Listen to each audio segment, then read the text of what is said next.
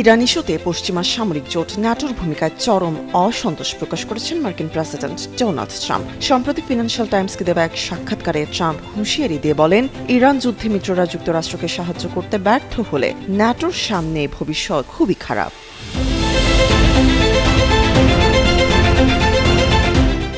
President ট্রাম্পের মূল আপত্তির জায়গা কৌশলগতভাবে গুরুত্বপূর্ণ হরমুজ প্রণালী। তিনি মনে করেন, এই আন্তর্জাতিক জলপথটি উন্মুক্ত রাখা এবং এর নিরাপত্তা নিশ্চিত করা কেবল যুক্তরাষ্ট্রের একার দায়িত্ব নয়, যারা এই পথ ব্যবহার করে সুবিধা ভোগ করছে তাদেরও এগিয়ে আসা উচিত।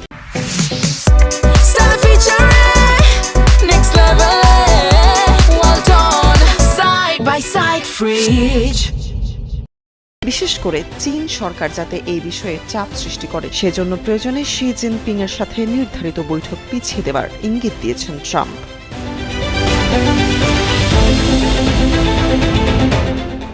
মিত্রদের সমালোচনা করে ট্রাম্প বলেন, ইউক্রেন সংকটে যুক্তরাষ্ট্র হাজার মাইল দূরে থেকেও বিশাল সহায়তা দিয়েছে, যা ট্রাম্পের দয়ার দান ছিল। কিন্তু যখনই ইরানের বিপজ্জনক সক্ষমতা দমনের প্রশ্ন এসেছে, তখন ঘনিষ্ঠ মিত্ররাও পিছু হটেছে। যুক্তরাজ্যের উপর ক্ষোভ প্রকাশ করে তিনি জানান, যুদ্ধের প্রয়োজনে যখন তাদের দরকার ছিল তখন তারা আসেনি, বরং পরিস্থিতি নিয়ন্ত্রণে আসার পর প্রতীকী জাহাজ পাঠানোর প্রস্তাব দিয়েছে।